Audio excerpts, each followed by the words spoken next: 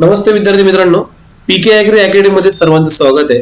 आज 17 डिसेंबर आज झालेल्या तांत्रिक पूर्व परीक्षेचे आपण विज्ञान आणि तंत्रज्ञान आणि IT चे प्रश्नांचं एक्सप्लेनेशन बघणार.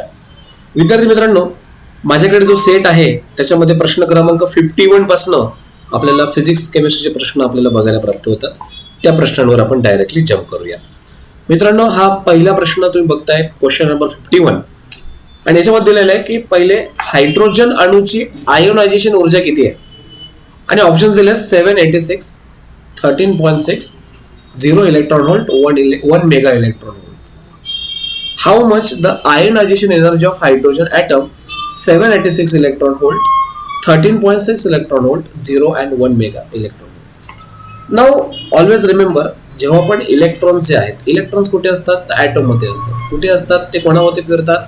ते न्यूक्लियस भोवती इलेक्ट्रॉन्स फिरत असतात. According to the Bohr's atomic model, जेवढे पण इलेक्ट्रॉन्स इथे ज्या कक्षांमध्ये फिरतात त्या कक्षांनुसार त्यांच्यामध्ये ऊर्जा असते. आणि जो काही इलेक्ट्रॉन असतो त्या इलेक्ट्रॉनची जी काही एनर्जी आहे ही आपण इलेक्ट्रॉन व्होल्ट मध्येच कॅल्क्युलेट करत असतो. तर प्रत्येक इलेक्ट्रॉनला ही ऊर्जा आहे. आणि आपल्याला असं लक्षात येईल की पहिल्या कक्षेमध्ये जी एनर्जी आहे ही एनर्जी -13.6 इलेक्ट्रॉन व्होल्ट एवढी पाहिजे. मग याच्यामध्ये मेगा इलेक्ट्रॉन व्होल्ट हे चौथं ऑप्शन येणार नाही. 0 इलेक्ट्रॉन व्होल्ट हे पण उत्तर येणार नाही, कारण इलेक्ट्रॉन ऊर्जा आहे आणि इलेक्ट्रॉनची ऊर्जा इलेक्ट्रॉन फिरत असणाऱ्या कक्षेवरनं ठरत असतो. आणि म्हणून त्या कारणामुळे आपलं आन्सर ह्या ठिकाणी ऑप्शन क्रमांक 2 येणार, 13.6 electron volt. Second answer is our correct answer. Question number 51. 786 तर काही येणार नाही. ऍक्च्युअली 786 हे हॉर्स पॉवरचं असतं की एक अश्वशक्ती म्हणजे किती आहे, पण त्याचा आणि इलेक्ट्रॉनचा इथे काही संबंध नाही. आणि म्हणूनच त्या कारणामुळे आपल्या पहिल्या प्रश्नाचं आन्सर हे ऑप्शन क्रमांक 2 हे येणार आहे. विद्यार्थी मित्रांनो, वळूया आपण आपल्या पुढच्या क्वेश्चनकडे. आपला पुढचा क्वेश्चन बघा काय आहे. पहिले मी क्वेश्चन्स मराठीमध्ये वाचतो, मग आपण इंग्लिशमध्ये बघूया. तर बघा विद्यार्थी मित्रांनो, खालीलपैकी कोणत्या प्रक्रियेमुळे पांढऱ्या प्रकाशाचे त्याच्या घटक रंगात विभाजन होते जेव्हा ते लोलकामधून बाहेर पडतात? Due to which of the following process the white light gets separated into its constituents color when the passing through the prism?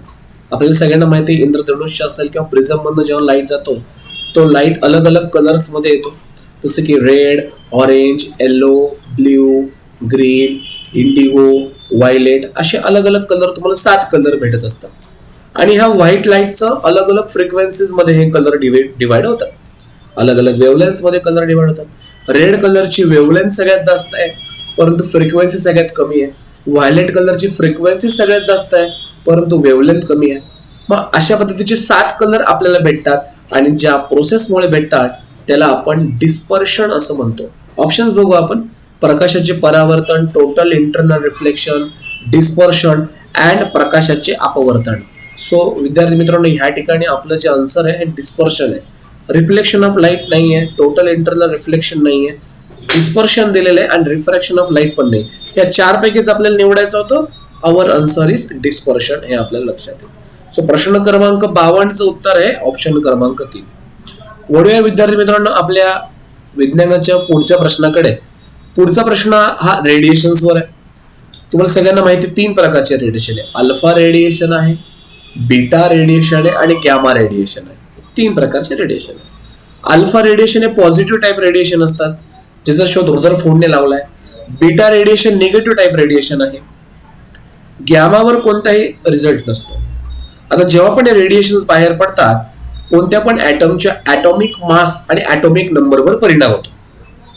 जसं की अल्फा रेडिएशन निघले की ॲटॉमिक नंबर, ॲटॉमिक मास म्हणजे अणुवस्तू क्रमांक 4 ने अफेक्ट होतो आणि ॲटॉमिक नंबर 2 ने अफेक्ट होतो. प्रश्न काय? अल्फा क्षयामध्ये अस्थिर न्यूक्लियस अल्फा कण उत्सर्जित करतो, ज्यामुळे त्याचे प्रोटॉन आणि न्यूट्रॉन डॅश डॅशने कमी होतात.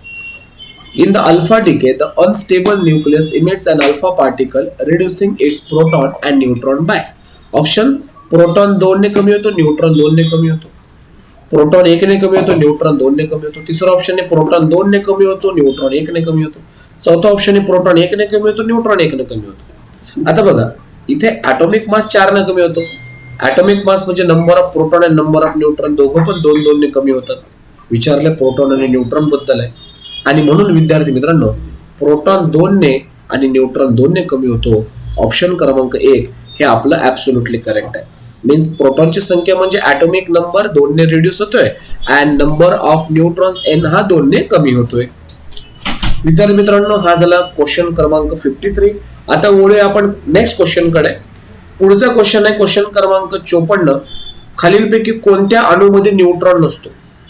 ऑलवेज रिमेंबर की जो हायड्रोजन आहे, हायड्रोजन हा असा एकमेव एलिमेंट आहे ज्याच्याकडे एक प्रोटॉन आहे एक इलेक्ट्रॉन आहे, पण याच्याकडे एक न्यूट्रॉन नाहीये. ऑलवेज रिमेंबर, याचा ॲटॉमिक मास जो तुमच्या लक्षात येईल 1 आहे आणि याचा ॲटॉमिक नंबर पण 1. सो खालीलपैकी कोणत्यामध्ये न्यूट्रॉन नाहीये? ड्यूटेरियम कडे आहे, हायड्रोजन कडे नाहीये, ट्रिटियम कडे आहे, हेलियम कडे पण आहे. तर ड्यूटेरियम, ट्रिटियम, हायड्रोजनचेच आयझोटोप्स आहेत. हे कोण आहे? आयझोटोप्स आहे. हेलियम हा नोबल गॅस आहे विद्यार्थी मित्रांनो. सो न्यूट्रॉन कोणाकडे नाहीये? तर न्यूट्रॉन हा हायड्रोजन कडे नाहीये, असं लक्षात येईल. मुळे विद्यार्थी मित्रांनो, प्रश्न क्रमांक 55 हा जरा ट्विस्ट क्वेश्चन विचारलाय. NaS3 म्हणजे अमोनिया संतृप्त अशा NaCl च्या सह द्रावणातून कार्बन डायऑक्साइड पाठवला असता टिंबटिंबचे स्फटिक तयार होतात. When CO2 is passed through the concentrated solution of NaCl and which saturated with NH3, crystals of dash dash separated out. ही संपूर्ण रिएक्शन झाल्यानंतर आपल्याला NaH4Cl पण भेटतोय आणि NaSCO3 पण भेटतोय. याला आपण सोडियम बायकार्बोनेट म्हणतो. Sodium bicarbonate. सोडियम बायकार्बोनेट म्हणजे काय आहे? याला खाण्याचा सोडा असं म्हणतात आणि याला अमोनियम क्लोराईड पण म्हणतो आपण. हे पण आपलं उत्तर आहे. तर मला असं वाटतं आयोग तुम्हाला 1 किंवा 3 याच्यापैकी उत्तर देईल. तसं मला तर वाटतं हा प्रश्न बदलू पण शकतो, कारण की ही रिएक्शन झाल्यानंतर NaH4 पण तयार होतं, NaHCO3 पण तयार होते. पण मोर करेक्टली मला ऑप्शन नंबर 3 वाटत आहे. आयोगाची आन्सर की आपण बघूया आणि त्यामध्ये प्रश्न क्रमांक 55 उत्तर आयोग का देते हे पण एकदा आपलं बघणं गरजेचं आहे. तर केमिकल रिएक्शन वरती हा प्रश्न आला होता. पुढे बघा विद्यार्थी मित्रांनो, खालीलपैकी कोण अष्टकाचा नियम पाळत नाही?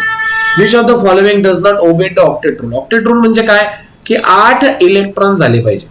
आता बघा, हा जो BCl3 आहे, बोरॉन आहे, याला 3 इलेक्ट्रॉनची गरज आहे, क्लोरीनची संख्या पण 3 आहे, म्हणजे इथं ऑक्टे रूल झालाय. P म्हणजे फॉस्फरसला 5 इलेक्ट्रॉनची गरज आहे, क्लोरीन 5 आहे, इथं ऑक्टे रूल झालेला आहे. पण झालेला कोण नाहीये? तर BCl2 ला 4 इलेक्ट्रॉन जे आहेत याची अजून आणखीन गरज आहे, म्हणून ऑक्टे रूल झालेला नाहीये. म्हणून 56चं उत्तर BeCl2 असं आपल्याला येताना दिसेल. मित्रांनो, पुढचा प्रश्न बघा. वनक्षेत्राचे आरेखन डिजिटलायझेशन साठी कशाचा वापर करतात? बिंदूचा पण वापर करतात, रेषांचा पण वापर करतात, बहुभुजाकृतीचा पण वापर करतात. वरीलपैकी सर्व हे आपलं आन्सर येणार आहे. ठीक आहे, हा झाला प्रश्न क्रमांक 57. वनस्पतीमध्ये टिंब म्हणजे नकाशा काढताना टिंब पण वापरतात, रेषा पण वापरतात, एखादा पॉलिगॉन पण वापरतात. त्या कारणामुळे वरीलपैकी सर्व हे उत्तर यायला पाहिजे. मित्रांनो, प्रश्न क्रमांक 58. आता हे IT चे प्रश्न आहे. Information technology. शॉर्ट रेंज नेटवर्कला काय म्हणतात? शॉर्ट रेंज नेटवर्कला आपण ब्लूटूथ असं म्हणतो. हे शॉर्ट रेंज नेटवर्क आहे असं लक्षात येईल. आणि एक इंटरेस्टिंग गोष्ट सांगतो, ब्लूटूथ हे एक डेन्मार्कचा राजा होता. डेन्मार्कचा राजा होता, त्याचं नाव होतं ब्लूटूथ. त्याच्या नावाच्या पृथ्वीवर ते नाव ठेवलं होतं. ब्लूटूथ शॉर्ट रेंज आहे हे तुमच्या लक्षात येईल. शॉर्ट रेंज मायक्रोवेव्हचा वापर केला जातो. भारतामध्ये हवाई चित्रणाची सुरुवात ब्रिटिशांच्या काळापासून झाली होती. 1990 पासूनच इंडियन एरियल फोटोग्राफी स्टार्ट केली होती. एरियल फोटोग्राफी कधी सुरू केली? असं एक जनरलाइज क्वेश्चन तुम्हाला GI GPS वरती हा प्रश्न आलेला होता. मित्रांनो, पुढचा प्रश्न बघा 60. जरा IMP प्रश्न आहे हा. आणि हा जो क्वेश्चन आहे, इलेक्ट्रॉनिक रेकॉर्डचे प्रमाणीकरण आणि हॅश फंक्शनच्या पद्धतीने वापरले जाते, जे सुरुवातीच्या इलेक्ट्रॉनिक रेकॉर्डला दुसरा इलेक्ट्रॉनिक रेकॉर्ड मध्ये आच्छादित करते. तर ते काय आहे? Digital signature, asymmetric crypto system, cryptography, crypto functions. Authentication of the electronic record shall be affected by the use of dash dash and hash the functions to envelop the transfer the initial electronic record into another electronic record. कोणत्या पण electronic record अधिकृत करण्यासाठी digital सिग्नेचरचा वापर करतो आपण.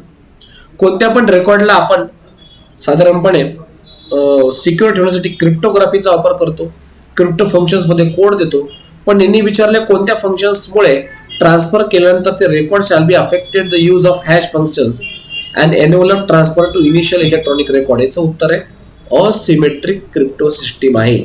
Option विधान क्रमांक 2 याचं ऍब्सोल्युटली करेक्ट आहे. असा प्रश्न, जर हा प्रश्न हार्ड लेवलचा होता मी असं मानतो, पण याचं उत्तर असिमेट्रिक क्रिप्टो सिस्टीम आहे. तुमच्यापैकी ज्यांचं उत्तर 2 आहे दे आर ऍब्सोल्युटली करेक्ट. विद्यार्थी मित्रांनो, प्रश्न क्रमांक 61 कडे जाऊया. मालवेअर वर्गीकृत कसे करतात?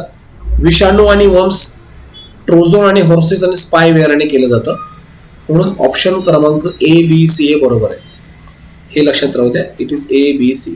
Malware, viruses, worms, Trojan horses, spyware याच्यामुळे काय होतं, कॉम्प्युटर जो आहे तो खराब होऊ शकतो, त्याच्यामध्ये व्हायरसेस जाऊ शकतात. प्रश्न क्रमांक 62. संगणकाचे हार्डवेअर कोण नियंत्रित ठेवतं? संगणकाचे हार्डवेअर विद्यार्थी मित्रांनो ऑपरेटिंग सिस्टीमच नियंत्रित ठेवतं.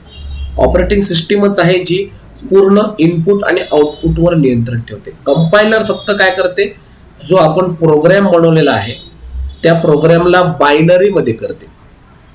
केबल हे तर हार्डवेअर आहे, विचारलं सॉफ्टवेअर होतं आपल्याला.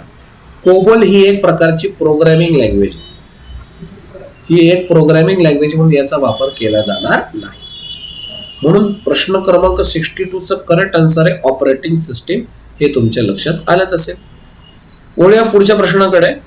पुढचा प्रश्न आहे 63. सायबर गुन्ह्यामध्ये टिंबटिंब सारख्या क्रिया प्रकारांचा समावेश होतो. चाइल्ड पोर्नोग्राफी पण आहे, क्रेडिट कार्ड फसवणूक आहे, दुसऱ्या व्यक्तीची ऑनलाईन बदनामी करणे, संगणक प्रणालीमध्ये अनधिकृत प्रवेश करणे, वरीलपैकी सर्व आहे. Child pornography, credit card fraud, ठीक, defaming another person online, gaining unauthorize access to computer system. So its answer is all of this. लक्षात राहू दे. ठीक आहे. तर अशा प्रकारे विद्यार्थी मित्रांनो फिजिक्स, केमिस्ट्री आणि ICT चे प्रश्न आले. प्रश्न जरा सोपे पण होते, पण काही काही प्रश्न अवघड होते. जसं की हा एक असिमेट्रिक वाला प्रश्न आहे, हा वाला 60 वाला प्रश्न जरा असिमेट्रिक होता. त्याच्यानंतर तुम्हाला 55 वाला प्रश्न अवघड वाटू शकतो, 56 वाला एक प्रश्न तुम्हाला अवघड वाटू शकतो, पण 56 वाला खूप सोपा आहे. अष्टक जिथं पूर्ण होत नाही ते विचारलं तर BCL2 आहे. तर 2 प्रश्न फक्त सायन्स आणि IT मध्ये थोडेसे मीडियम लेवल म्हणूया आपण. बाकी सगळेचे सगळे प्रश्न मला तुम्हाला सांगताना अत्यंत आनंद होतो की तुम्ही आपले PK ॲग्रीचे व्हिडिओज पाहिजे. आपल्या ऍपला पण आहेत ते व्हिडिओज. आणि जेव्हा मी हायड्रोजनचे समस्थानिके सांगितले, हा प्रश्न आपल्या लेक्चर मधनं आहे. त्याच्यानंतर विद्यार्थी मित्रांनो प्रकाशाचं अपस्करण होतं, हा प्रश्न आपल्या लेक्चर मधला आहे. हायड्रोजन आयोनायझेशन एनर्जी 13.6 असते, कारण हायड्रोजनला एकच ऑर्बिट आहे आणि त्या ऑर्बिटमध्ये इलेक्ट्रॉनची एनर्जी 13.6 आहे. PK ॲग्रीमध्ये आपण जे विज्ञानचे लेक्चर घेतले त्याच्यामधीलच हे प्रश्न आलेले आहे. ऑक्टेव्ह रूल पण आपण घेतलाय. ब्लूटूथ याच्याबद्दल पण आपण PK ॲग्रीच्या सेशनमध्ये आपल्या बॅचेसमध्ये याच्याबद्दल मी बोललोय. त्यानंतर विद्यार्थी मित्रांनो मालवेअर काय असतं हे पण मी तुम्हाला क्लासमध्ये सांगितले. म्हणजे मॅक्झिमम. त्याच्यानंतर संगणक हार्डवेअर, ऑपरेटिंग सिस्टीम कोणते कोणते, विंडोज एक ऑपरेटिंग सिस्टीम आहे, लिनक्स ऑपरेटिंग सिस्टीम आहे, सायबर गुन्ह्यांबद्दल आपण क्लासमध्ये चर्चा केली होती. सो मॅक्झिमम म्हणजे मला सांगताना अत्यंत आवडत की मॅक्झिमम प्रश्न आपण घेतलेल्या लेक्चर मधलेच आलेले आहेत आणि त्याचा तुम्हाला बऱ्याच विद्यार्थ्यांना नक्कीच फायदा झालेला आहे. आणि त्या कारणामुळे विद्यार्थी मित्रांनो मॅक्झिमम विद्यार्थ्यांपर्यंत हा व्हिडिओ शेअर करा. तर PK ॲग्री अकॅडमीने परत एकदा सिद्ध करून दाखवलंय आम्ही क्वालिटीला कॉम्प्रोमाइज करत नाही. सो डेफिनेटली पूर्ण महाराष्ट्रभर आमच्या अकॅडमीला प्रेम प्राप्त होते, असंच हे प्राप्त राहू द्या. तर विद्यार्थी मित्रांनो आजचं आपण हे सेशन थांबूया. धन्यवाद. Take care. जय हिंद, जय महाराष्ट्र.